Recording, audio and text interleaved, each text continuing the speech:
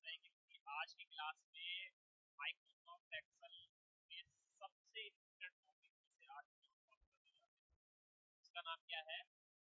Logical function. Logical functions के लिए basic चीजें ऑलरेडी मैं आपको बता चुका हूँ, लेकिन अब इसका एक प्रॉपर तरीके से हम क्या असाइनमेंट समझने जा रहे हैं, जिसके जरिए आप ये समझ पाए कि हमें इफ कब लगाना है, इसके साथ एंड कब लगाना है, इसके साथ और कब लगाना है, या इसके साथ नॉट कब लगाना है। तीनों ही कंडीशन एक साथ कैसे लगेगी, ये पूरा का पूरा असाइनमेंट है। इसे करने के बाद आपको थोड़ा सा ये समझ में आ जाएगा कि लॉजिकल फंक्शन लगाने का क्या बेसिक होता है। तो यहाँ पर हमारे पास एक डेटा है, एम्प्लॉय नंबर दिए हैं, नेम दिया है, उसकी डेजिग्नेशन दिए हैं, उसकी अटेंडेंस है। बेसिक डीए का मतलब होता है डियरनेस अलाउंस, एचआरए का मतलब होता है house rent allowance, convince allowance, और ग्रॉस यानी कि हम इन सबको जोड़ेंगे, gross provident fund ESI deductions है हमारी, और ग्रॉस में से हम डिडक्शन लेस कर देंगे तो हमारा निकल करके आएगा नेट सैलरी। यानी कि हमें एक्चुअल में कट पिट कर कितना पैसा मिलता है तो हमें ये कैलकुलेट करना है, और कैलकुलेट जो करना है वो इन कंडीशंस के बिहाफ पर करना है। ये कंडीशंस मैंने आपको प्रोवाइड करी है, ठीक है। तो पहले मैं सॉल्व कर रहा हूँ पूरा का पूरा, देन उसके बाद आप सब सॉल्व करेंगे, राइट। तो यहाँ मुझे बेसिक निकालना है, और बेसिक जो निकालना है वो की कंडीशंस यहाँ दी है कि मैं बेसिक निकालना है। सीनियर मैनेजर को 30,000 रुपये मिलेंगे, मैनेजर को 25,000, अकाउंटेंट को 24,500, मार्केटिंग मैनेजर को 20,000, सीनियर एग्जीक्यूटिव को 10,000, और बाकी को कितने मिल जाएंगे? 8,500। अगर आप इसमें टोटल गिने तो कितनी कंडीशन है? 1 2 3 4 5 6 कंडीशन है। तो कितनी बार इफ लगना चाहिए? 5 बार इसमें लगेगा, क्योंकि एक का बार वैल्यू फॉल्स में हमारा आ जाता है। आइए चलिए जरा बेसिक निकालते हैं। किसके बिहाफ पर हमें रिजल्ट निकालना है? तो हमें रिजल्ट जो निकालना है वो निकलेगा किसके बिहाफ पर? डेजिग्नेशन के बिहाफ पर। किसके? डेजिग्नेशन के। चलिए फॉर्मूला लगाते हैं। फॉर्मूला कैसे स्टार्ट होगा?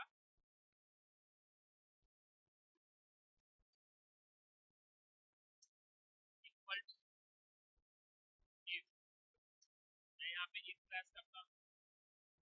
सबसे पहले आपसे पूछ रहा है logical test. Logical test means वो सेल एड्रेस जिसके बिहाफ पर हमें रिजल्ट फाइंड करना होता है। लॉजिकल टेस्ट क्या होगा हमारा? सी, अगर सी इक्वल होता है डबल इन्वर्टेड कोमा, क्योंकि ये टेक्स्ट आएगा हमारा इसके सीनियर मैनेजर के, मैं डबल इन्वर्टेड कोमा क्लोज कर देता हूँ। कितना पैसा मिल जाए? 30,000 मिल जाए। फिर मैं कोमा लगाऊंगा, देन अगेन अगर मैं अभी वैल्यू फॉल्स दे दूंगा तो बाकी की कंडीशंस कहां जाएंगी? तो तुरंत क्या लगाना पड़ेगा? इफ अगर सेम अगेन सी C3 है, C3 बराबर होता है किसके? मैनेजर के। किसके होता है? मैनेजर के। तो कितना मिल जाए? 25,000 मिल जाए। फिर मैंने कोमा डाला, फिर मैं बोल रहा हूँ इफ, अगर मैंने ब्रैकेट स्टार्ट किया, अगर यही वाला सेल बराबर होता है किसके? अकाउंटेंट के, ठीक है जी। तो कितना पैसा मिल जाए अकाउंटेंट को? 24,500। फिर कोमा लगाएंगे, फिर इसके बाद एक, अगर फिर से C3 अगर बराबर होता है किसके होता है? मार्केटिंग मैनेजर के, तो इसको कितना पैसा मिल जाए? 20,000 रुपये मिल जाए। फिर इफ लगाइए, इफ अगर, अब यहाँ पर लास्ट हमारा इफ लगेगा क्योंकि दो कंडीशंस बची हैं, ठीक है। इफ अगर C3 अगेन बराबर होता है किसके?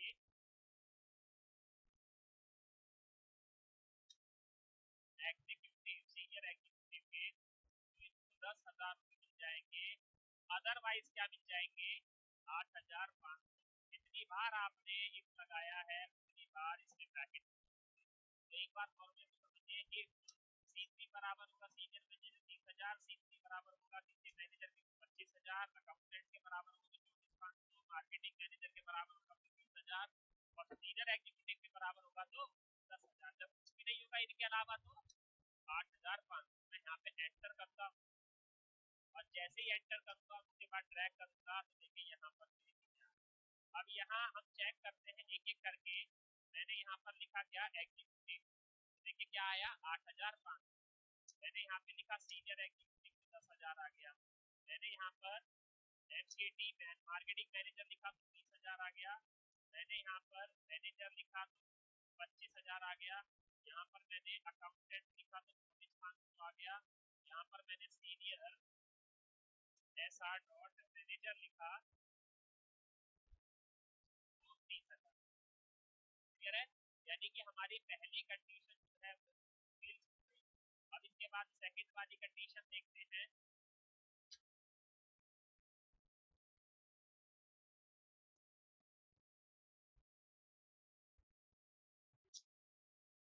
सेकंड कंडीशन क्या है?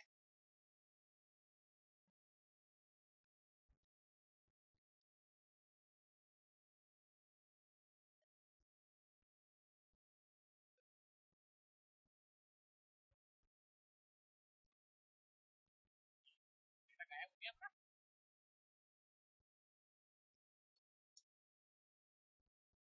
ठीक है, हमने सीनियर मैनेजर का हमारा। अब डीए यानी कि डियरनेस अलाउंस जिसे महंगाई भत्ता बोलते हैं। जब आप इनकम टैक्स एक्ट 1961 पढ़ेंगे सैलरी कैलकुलेशन, तो वहां पर आप प्रॉपर तरीके से सीखेंगे। अभी फिलहाल मुझे डीए लगाने के लिए जो कंडीशन डीए कह रहा है, डीए इज 40% ऑन बेसिक। यानी कि इतना पता लग गया कि डीए जो निकलेगा वो बेसिक का 40% निकलेगा। इफ अगर डेजिग्नेशन इज सीनियर मैनेजर, अगर मैनेजर होगा या अकाउंटेंट होगा तो 35%, और बाकी कितना मिल जाए।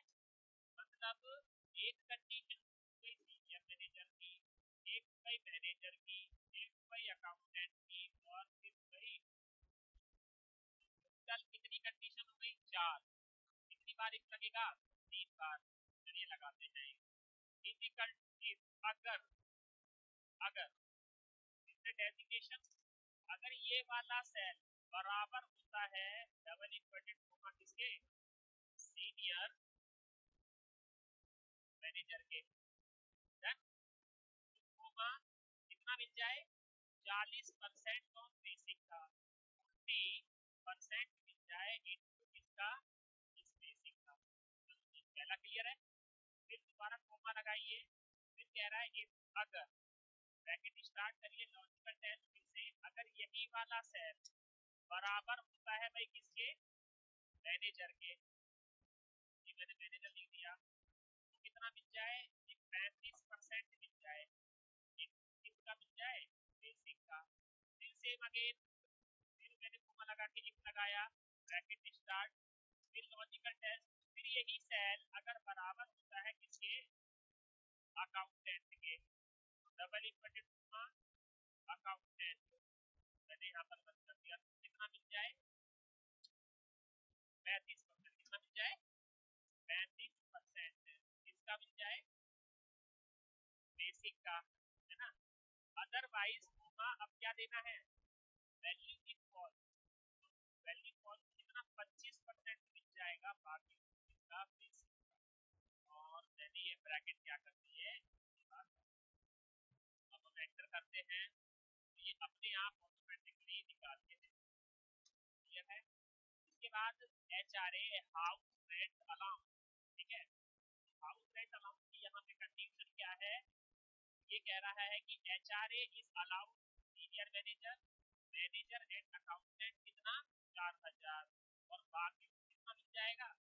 यानी कि जो HRA दिया जाएगा इस कंपनी के अकॉर्डिंग सीनियर मैनेजर और मैनेजर अकाउंटेंट 4,000 रुपये दिया जा रहा है, बाकी को 1,000 रुपये दिया जा रहा है। Typical IFF। अब इसे आप किसके साथ कर सकते हैं? और के साथ। मैंने यहाँ और लगाया तो मेरे पास 3 लॉजिक रहेंगे।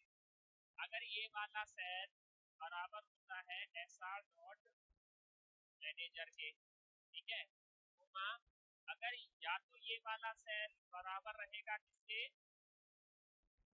मैनेजर के, कोमा या फिर ये वाला सेल बराबर होगा किसके?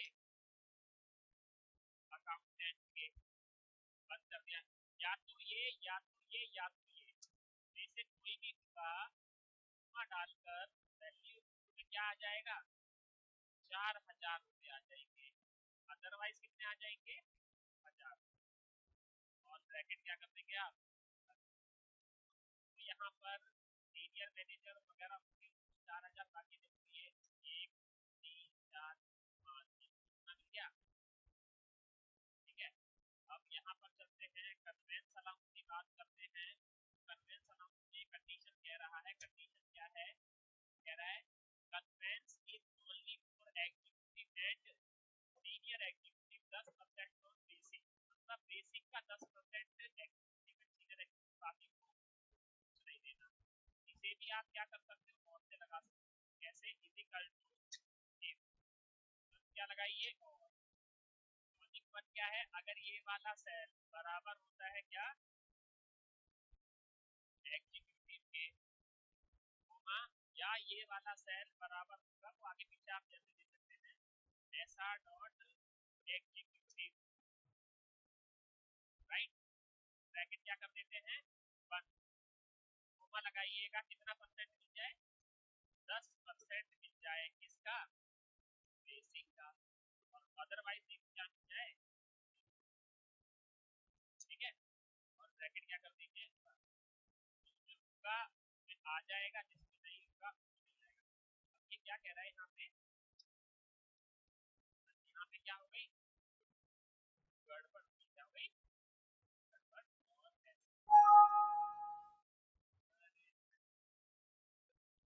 का 10% अदरवाइज।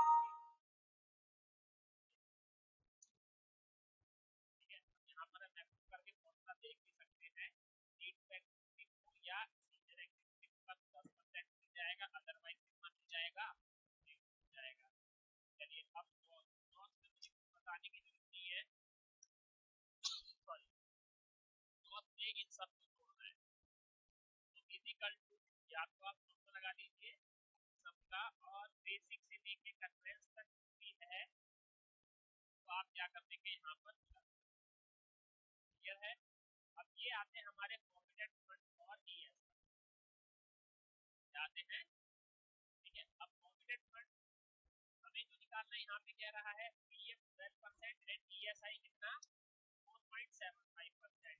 चलिए निकालते हैं किसका, बेसिक का, फिजिकल सिंपल क्या करना है, बेसिक इनटू 12%, हम क्वेश्चन के अकॉर्डिंग कर रहे हैं, और यहाँ पर ये अमाउंट निकल गया, ईएसआई इजिकल इसका बेसिक का 4.75%, ये मैंने यहाँ पर निकाल दिया, ये दोनों रिडक्शन है, क्या है तो ये नया लिख रिडक्शन। अब हमें नेट निकालना है, क्या निकालना है, नेट इक्वल टू इसमें से लॉस में से मैं माइनस करूंगा क्या, ये और ये,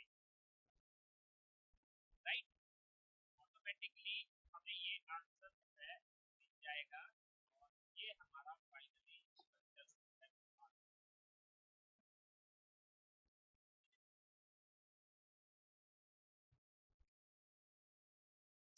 ये हमारी सैलरी का जो है क्राइटेरिया तरीके से इंडिकेट करता है यहाँ पे।